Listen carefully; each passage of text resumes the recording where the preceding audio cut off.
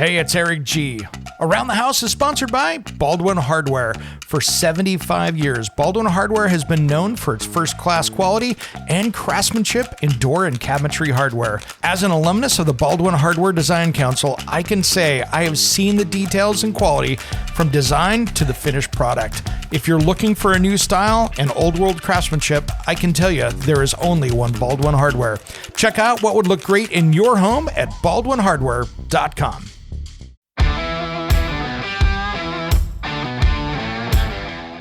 It's Around the House. Hey friends, happy holidays. We got a jam-packed show here in this first hour of Around the House. We're going to be talking with William White about how to get that tile cleaned and make it look for all of your guests coming over. And then we'll talk to whiskey and bourbon expert Andrew Pace. And then we are going to make sure that you are covered with your insurance. We're going to talk to my insurance guy, Tony Russell of Tony Russell Insurance here in the Pacific Northwest. And we're going to talk to him about making sure that you have renter's insurance, the right insurance, and your right homeowner's insurance, all in today's episode coming up. This is one you don't want to miss. Hold on tight. Let's do this. When it comes to remodeling and renovating your home, there is a lot to know, but we've got you covered. This is Around the House. When it comes to tile, there is one person I lean on, and that is William White, Ardex Americas. Welcome back to Around the House, my friend. Eric, good to see you, my friend. You know, I wanted to talk today because, it's kind of getting into fall, late summer, times are changing. I love it, but people are getting inside the house and looking around going, I got some stuff to do in here. And man, I don't know about you, but if you've got old tile out there, there's so many people looking at that half-inch grout line from 1987 that are going, how do I get this back to the color it was intended to be? That's a fair question. It might also be time to update that tile too. Just saying. Amen. But sometimes we have to work with what we've got. And I hear you. I mean, we just wrapped up a bunch of outside projects here at our place, and you're right. It is time to start moving back inside. It is important to point out that the grout that we had, 10, 20 years ago is completely different than the grout we have now. The grouts we have now are so much stronger and more stain resistant and more robust. But specifically dealing with, that older grout joint that has maybe a little wider grout, that's probably going to be a little bit more of a basic grout that may take a little bit of elbow grease just to get it cleaned up, Yeah, because I tell you what, I think everybody's had that house where you pull out the dishwasher in the kitchen and you go, that grout is a completely different color than I thought it was. Totally. And that's a good time to go, all right, we might have to do a little bit of grout maintenance here. So, basically your grout maintenance, your daily maintenance is just sweeping and vacuuming or having the little Roomba run around and just pick up that daily dirt and debris that, the dogs and we carry in on our shoes. Yeah. As you're talking about getting in and doing a deeper cleanse, a lot of times, we're really going to have to use, our daily cleaning. We can damp sponge with something that's a neutral pH. Yep. But when we get into that deeper cleaning, we may have to use something that's a little more acidic, just slightly acidic. And what that'll do is go in there and deep clean the dirt out of there. Now, it is important sometimes to understand as we get into treating actual stains, that stains can either be organic or inorganic. And depending on where those stains originated from, we may actually have to use a little bit of base to attack them slightly different than an acidic does. But generally speaking, you can go to your, home improvement center. You can get something that is a heavy duty grout and haze cleaner. That's going to be something that's slightly acidic. Now you are going to have to scrub with that. You are going to have to put a little elbow grease in it. This isn't something that you can just mop on and magically it's going to scrub the dirt off the grout for you. I'm sure we have some guys that are probably working on self-cleaning grout, but that's not a thing yet. Not yet. So you are going to have to take like a stiff bristle brush. It's going to take a Saturday morning, and you're just going to have to get down there and do some scrubbing to release that dirt from the grout joint. and then do a damp mop over top of it. And the most important part of that entire process is going to be getting a sealer back on there, right? Because those older grouts don't have that fortification built in them, which is why it got so dirty in the first place. We are going to have to put some sealer back on there. Got it. That makes sense. And what do you think about people that, you see commercials of companies coming in and they got the steam cleaner and the gloves and they're going crazy? Is that a viable option, or is there some risk to doing that? So our company really doesn't encourage the use of heavy duty commercial steam.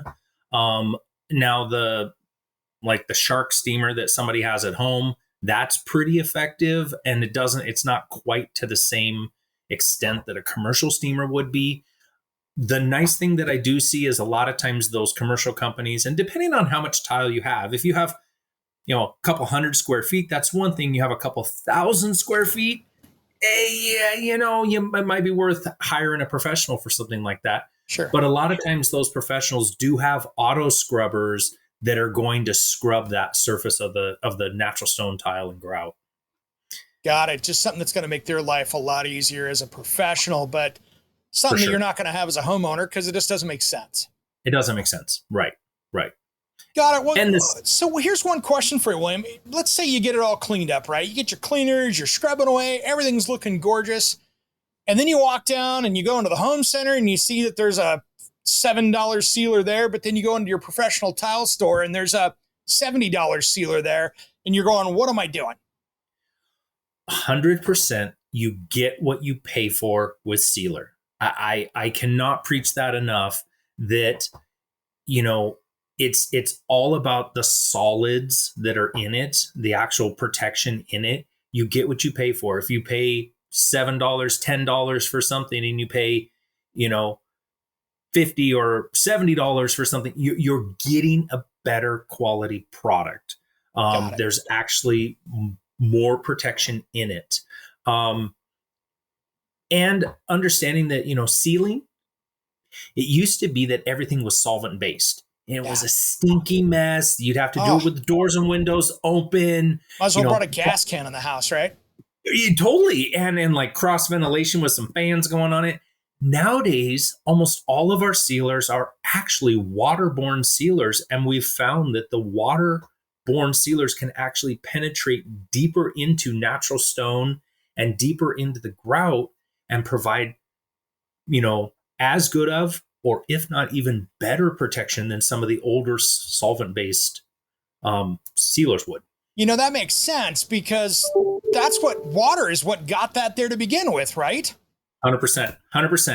It's water, whether it's, right around the dog bowl or just walking in from the yard and having a little bit of, moisture from the grass, or as we start heading into our rainy season.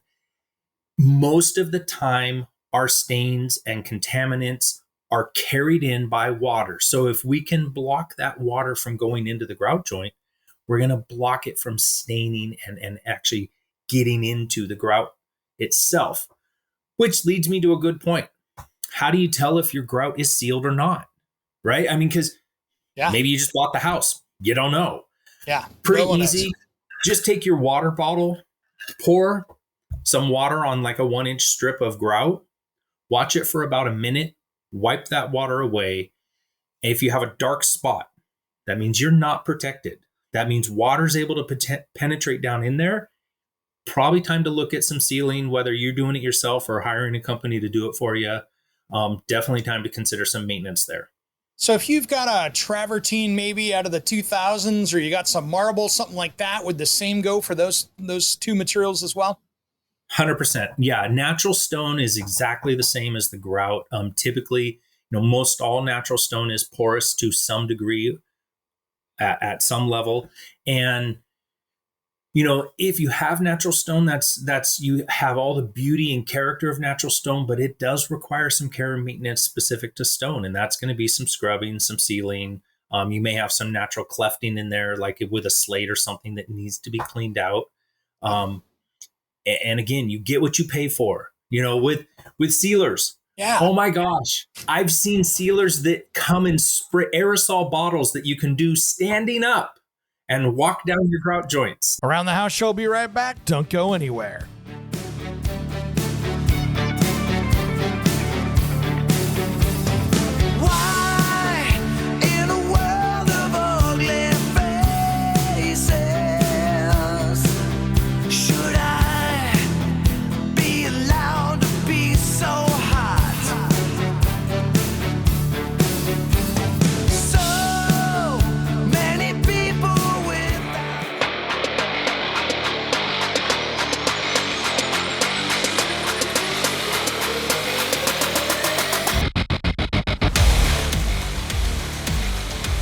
Welcome back to the Around the House show. Now, if you want to find out more about us, head over to AroundTheHouseOnline.com. Now, let's get back to our conversation with William White from Ardex about how to clean and care for that tile around your house and have it always looking its best. Let's do it. You may have some natural clefting in there, like with a slate or something that needs to be cleaned out.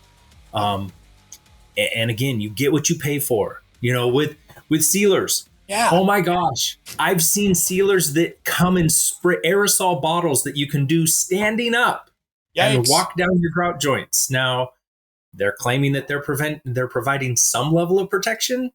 I don't know how much protection that is, but again, you're going to get what you pay for. Spend the time, spend the money, do it right. Do it That once. makes perfectly good sense.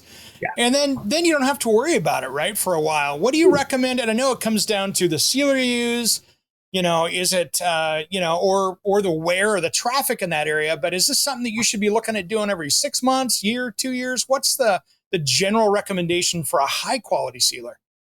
You know, for a high quality sealer, you know, the sealers, when I was installing professionally, they were saying once every 20 to 25 years. Now, I figured if I got half of that out of it, or a homeowner got half of that out of it, you know, if it's something I had to do 10 years, but I had to scrub the floor and get it down to clean and all that, that's not too bad, all in all, considering.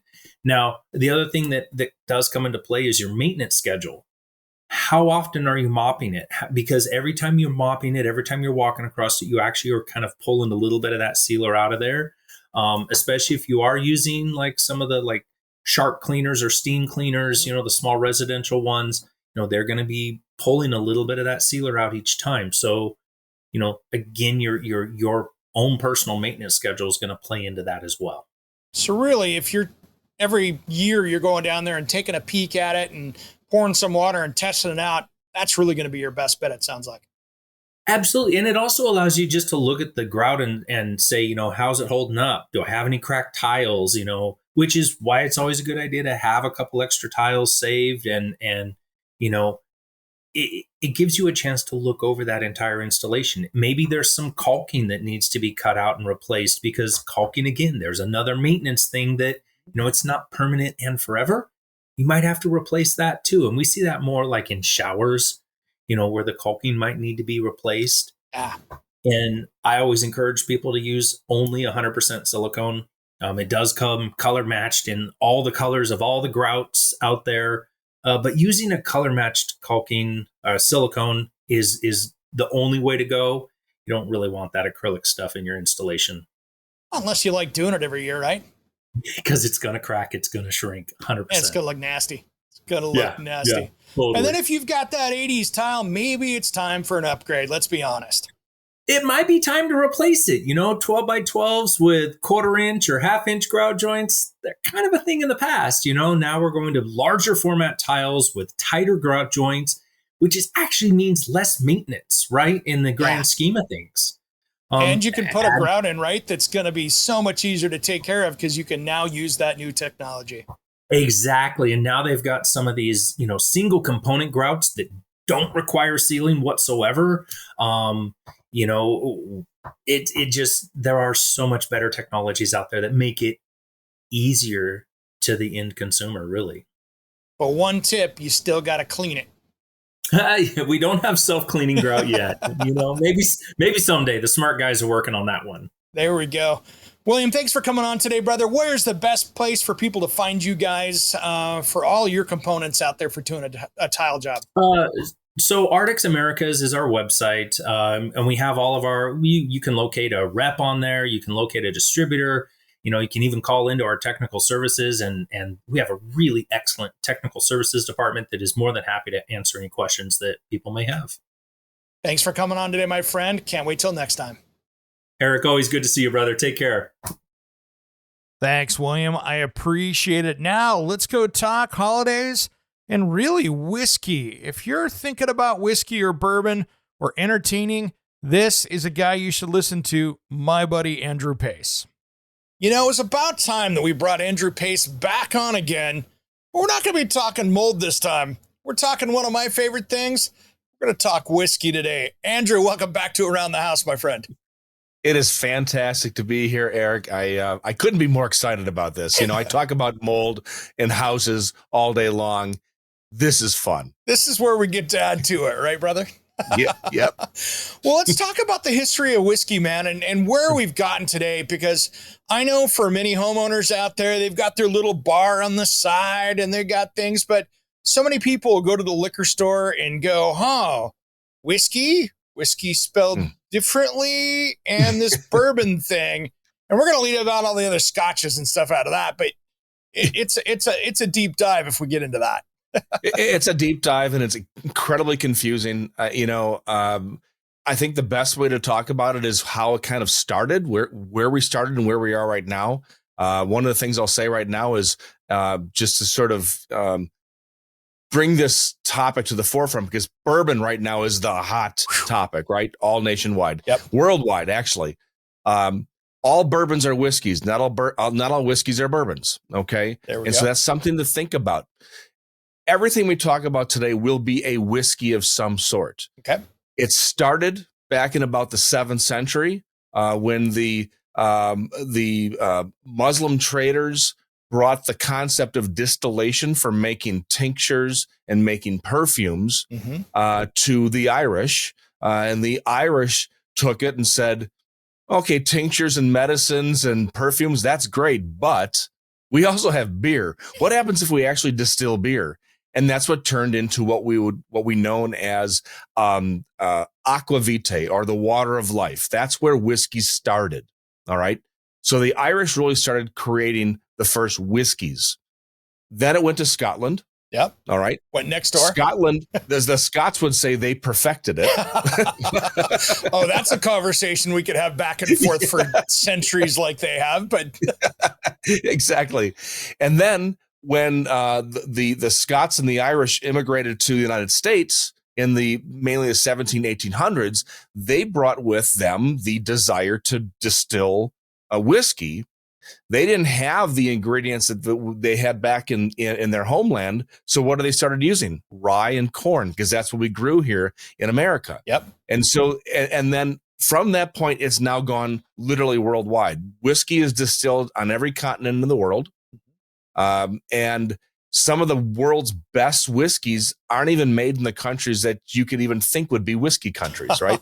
And so there's so many to choose from. Just when it comes to like Scotch alone, because I'm really a Scotch whiskey fan. Yeah, that's my forte. Yeah. There's over 3,800 iterations of a Scotch whiskey available at any given time anywhere in the world. And they're all different, okay? Yep. Here in the United States with bourbon whiskey, which I'm also an executive steward of, there's 1,500 distilleries just of bourbon here in the United States, all right? So there are literally tens of thousands of styles available. When you go into a liquor store and you see that encyclopedia wall of whiskeys, where do you start? That is a great question. We'll answer that just as soon as Around the House returns.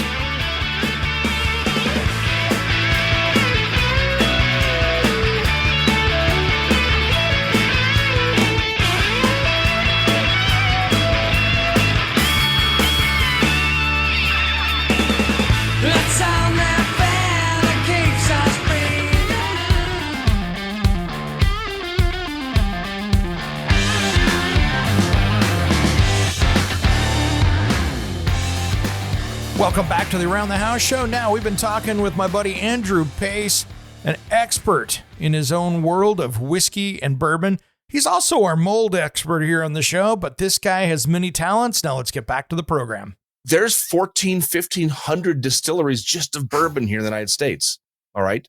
So there are literally tens of thousands of styles available. When you go into a liquor store and you see that encyclopedia wall of whiskeys, Yeah. where do you start? Right. That's the hard part for so many people, because you can see something that is, a very inexpensive bottle, and then you can see something that costs more than what your first car was, and everything in between.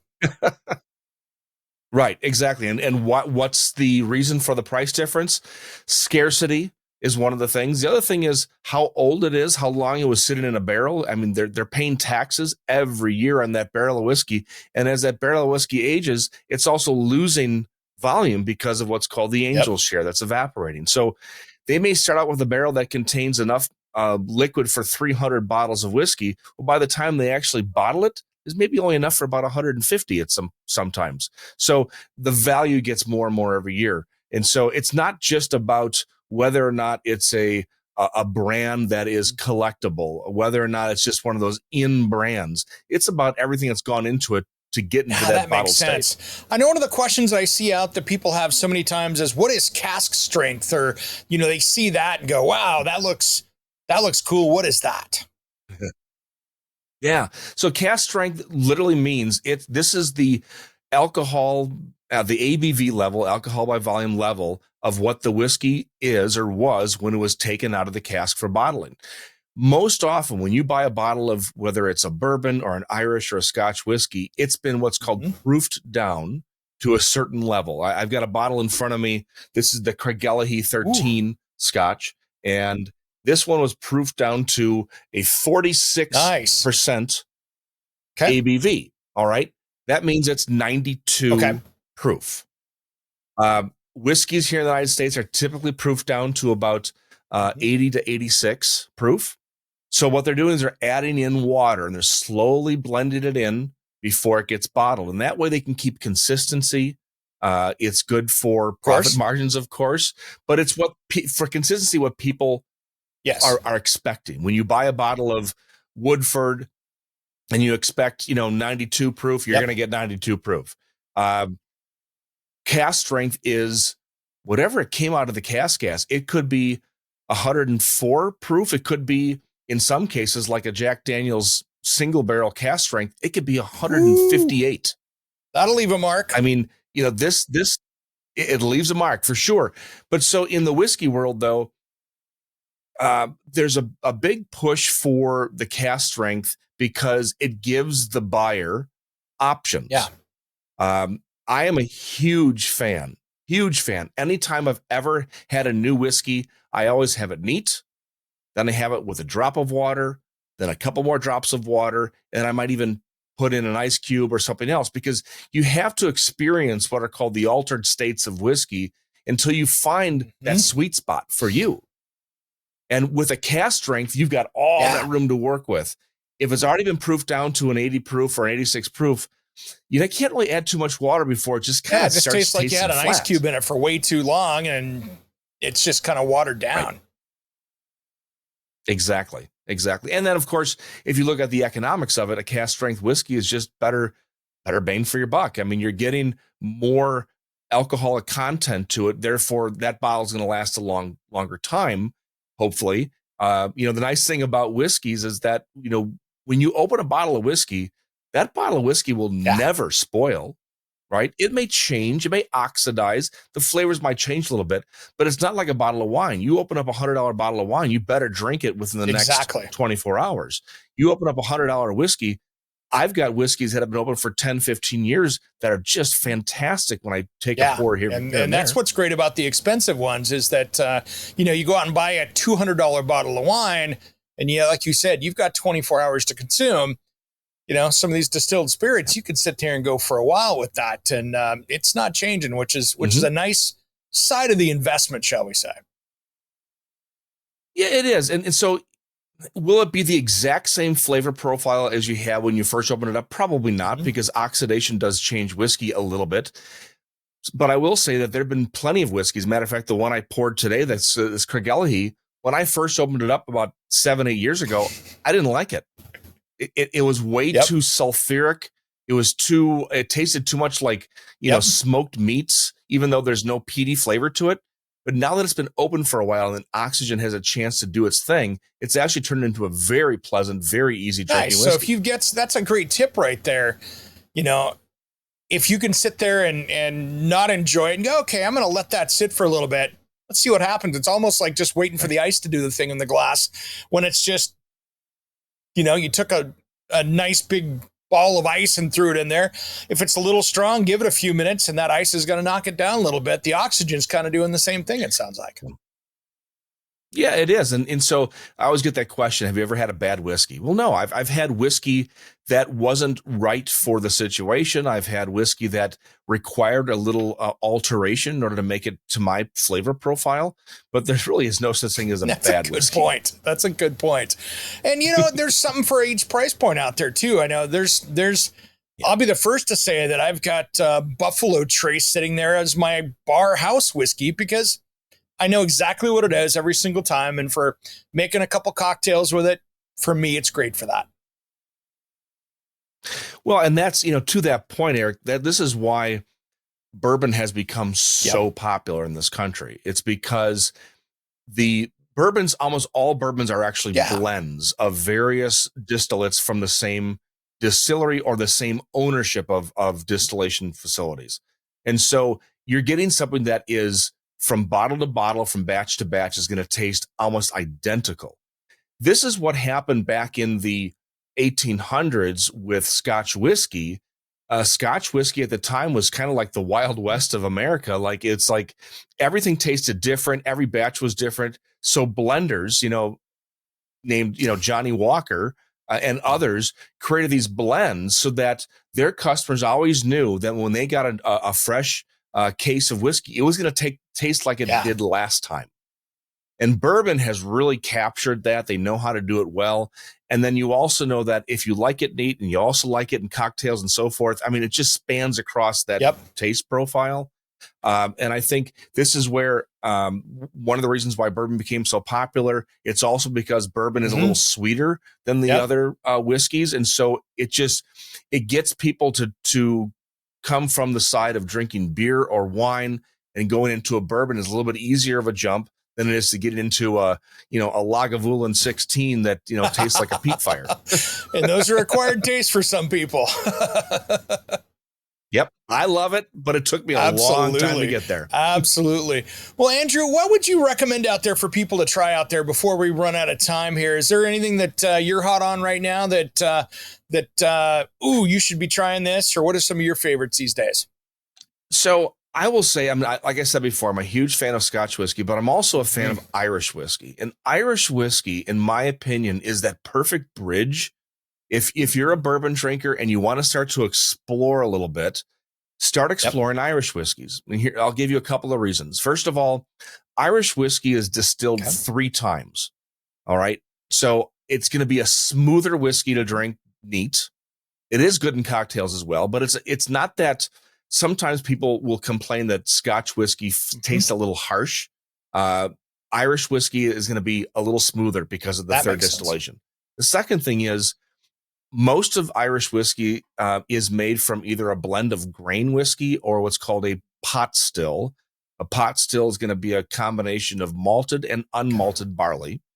So you get more of a grain forward flavor to it. I believe that Irish whiskey is just the perfect step after bourbon, and then on your way to Scotch and some of the others.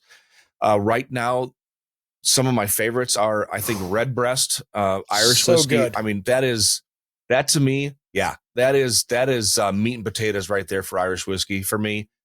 Andrew Pace, thanks for coming on today, man. You and I could make this an hour-long show, which unfortunately for the rest of the people expecting Home Improvement might be a twist they don't want to have, but I can't wait to have you on next time. We'll talk some mold too, and then maybe some more whiskey. All right, my friend. Round the House will be right back.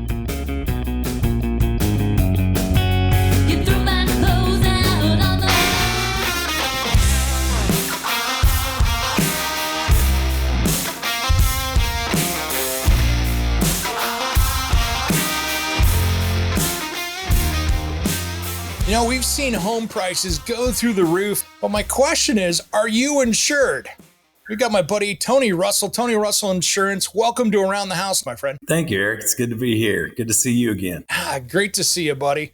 You know, you and I used to work in the same building doing radio, and, full disclosure, I leaned on you when I did my insurance because I was buying online and they didn't really realize how underinsured I was. And I went, hey, wait a minute, if I'm underinsured, a lot of people are too. So I thought I'd have you on the show and talk about that a little bit today. Yeah, you want to focus more on the homeowner stuff but if I could just say quickly, there are so many uninsured and underinsured auto motorists out there. So everyone needs to be very careful. I would look at, go over your auto insurance with your agent, make sure you're covered. I guarantee you state minimums, not going to be enough because the price of parts on cars, the price to repair them has skyrocketed. You do not want state minimums. But we're going to talk about homeowners. That's what you want to talk about. And the same is true for it. You got it. Prices are skyrocketing. Man, it is. And, you think about it. Our homes have been going up. Some people's homes have gone up 40 or 50% over the last 7 to 10 years or more. Right. And then when you go out and buy an insurance policy online, I'm always concerned because, for me, I haven't talked to anybody until I talked to you, for instance, about what I have in the house, and you might not get what you're paying for. You're a great example, especially we don't want to talk about too much what you got in your house, right? But as you can see, people have seen it on the show. I've been doing a lot of projects, if you know what I mean. You have nice things, right? And so if I drove by your home, or if you stood outside your home, you'd put a value on it just based on the structure. But if we said, well, he has a TV in his shower. he has an alarm system, security system that's top notch. All those things that many of your sponsors have been good enough to help you with. That increased on your property. Remember how it didn't really increase the value of your property once we added that. And what people don't understand, going back to the cars, like when you buy a car and you add the big tires and you add the roll bars and you add all these nice things, that's not covered if you total your vehicle, unless you let the agent know and they add those things to your policy. Same is true with your home. If I don't know you have those top-notch electronics throughout the house, or let's say some guys in your position and that have your background, they love to work on the cars. They love to work on homes. They have tons of tools. All those tools are not going to be covered. Yeah. Yeah. And it gets interesting, and I learned this the hard way a number of years ago. And I was living in Seattle at the time, and, single guy, single dad, but raising 2 kids. And all of a sudden I come home and, 1920s house with kind of the barn style garage doors. And my garage doors are sitting in my driveway because somebody hooked a chain to it and drug it off the building. Yeah. And I had an empty garage, and didn't start reading the fine print until then because I didn't realize that, only a little bit of that was covered. And then I had to go out and pay for those tools and work through the reimbursement process. I didn't have $7 or $8 grand in my pocket to go out and get tied up for 6 months while I went through that process. And that was tough. It is. And that's why, I understand going online and buying things. It's quick, it's simple. But when it comes to your home, your autos, you want someone who's going to ask you the right questions. It's like going on WebMD to diagnose your problem and saying, oh, I must have a strep throat, because that's what WebMD says. If you'd have gone to the doctor and he'd asked you a few more questions, maybe you find out you have something worse. And so when you call your agent, they'll ask you the right questions. A deck on the back of the house, that could be very expensive. How big is it? Some people have it the entire length of their home. And so you need to know that, because again, if the house is totaled and you only have one there that you had a back patio, the deck's not covered. And so you need to know those things. The big thing to remember right now, and I know if you've looked at your most recent renewal on your homeowners in the last 6 months, you're probably shocked. And what we're being told, don't shoot the messenger, is it's all based on inflation. It's based on inflation. The price of lumber is astronomical. And so that's what's causing these rate increases. And that's why you need to make sure you have enough coverage. It's called, it's that structure A coverage where Well, I know a lot of this may sound like, well, no duh, but only the structure is covered, right? Because the land's going to stay. So you're not, it's not based on the value of, like, your real estate agent comes and they appraise everything. As an agent, as an insurance agent, we're just looking at the structure itself. How is it designed? Is it custom built? That's a big one, right? Versus just standard built. Do you have a lot of wood flooring? Do you have a lot of carpeting? All those things need to be figured in so you get the right price. And if, God forbid, something happens, you get covered with the same material that the house was built. Does that make sense? Yeah. So you don't. Yeah, and it can be tough when you've got an older home, for instance. Let's say it was built in the 20s, 30s, 40s, 50s, or even 60s. And now you're trying to build that to current 2023 building code. It's tough. And some of those materials that you wanted to put back in there were very expensive compared to what they were 50, 60, 70 years ago. Right. That adds up quick, and you need to make sure that you've got that covered versus just building a spec house back on the same lot that didn't have those same materials in it. Yeah, that's a great point, because like downtown Portland, downtown Seattle, and some of these older towns too, that just have these beautiful old restored homes. Yeah, you definitely want to know what you're doing when you get those insured, because some of those products are still available. Most are not, but you want to make sure you get it built back to as close as they will get it for you. Right. Absolutely. And the same goes for people out there that are apartments that are maybe wanting to be homeowners out there. You know, my daughter, I gave her a big speech about making sure that she had renter's insurance because she's a new renter. And I tell you what, you want to be covered in those situations, because if you're trying to put money away to get a house one day, if you have a total loss, and that could be not your fault, right? That could be somebody in the unit below you falling asleep smoking one night, and all of a sudden everything's gone while you're at work. Absolutely. One client, teenage daughter, was, burning a candle in her apartment. They had a 3-bedroom apartment, 2 or 3 bedroom. One of the daughters was just burning the candle, caught the drapes on fire, burned the room. Luckily, they had sprinklers, which is a discount, by the way, on your insurance if you let them know you have discount. Nice. But so they would have never gotten renter's insurance, but the complex made them buy it. And so what happened, though, they were put up in a hotel for an entire month. All their personal belongings were covered. And then once everything was restored, they moved back into the apartment. That cost them $15 a month. Wow. That's what they paid for. Right? $15 a month. Yeah. And you can't go through drive-through for 2 people and get a meal out of that. No. And people always underestimate how much they have in personal property. So I try to go a minimum with, maybe a couple living in a home or so, a minimum of $75,000. It may sound like a lot to people, but just walk around your apartment, walk around your home, and just maybe take a calculator just for fun and see, oh my gosh, I paid $5,000 for that big screen TV, or that huge screen TV. And that brings us to a really important point, Eric, is make sure that you get that replacement cost content. What that means, you want to make sure you ask the agent, are you going to replace that big screen TV as if it's new or at a depreciated value? I'm a typical guy, right? I keep coming back to big screen TVs. The TV. So I want a new TV. I don't want you to say, oh, well, you paid $800 for that TV, giving you 3. So it's literally or more. Just you can go out and buy something at Costco for $1,800, and it's 2 years old, and they're like, well, that thing's worth $200 because it's a right. Not the latest model, and you're in trouble. Yep. Take pictures of your valuables. Make sure if you have diamonds, you have a lot of people collect firearms, things like that. And art. Art is a big one. That's not covered. It's only covered to a certain extent unless you schedule it. You just use these words with your agent. They'll know, say, hey, I have a lot of women will say, hey, I got this nice engagement ring. I know he's broke. He's never going to be able to buy me anything like this again. Can we make sure this thing's covered? I don't care about him. If he leaves, that's all right. I need to make sure this ring is covered.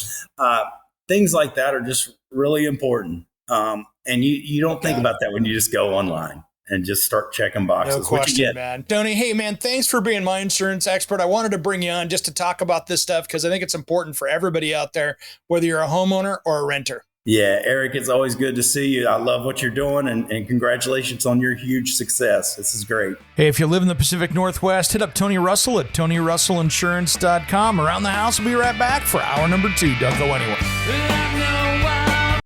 Hey, it's Eric G. from Around the House. Are you planning a decking or siding project this year? If you are, you've got to check out my friends at Millboard. Millboard is a completely different kind of composite decking and cladding that enhances outdoor spaces with enduring distinction. Hand-molded from the finest oak, it realistically mimics the natural grain and color of premium hardwood. If you're looking for something that doesn't look like plastic and instead real wood, check out millboard.com. Make sure and check out that interview we did just a few weeks back. That's millboard.com.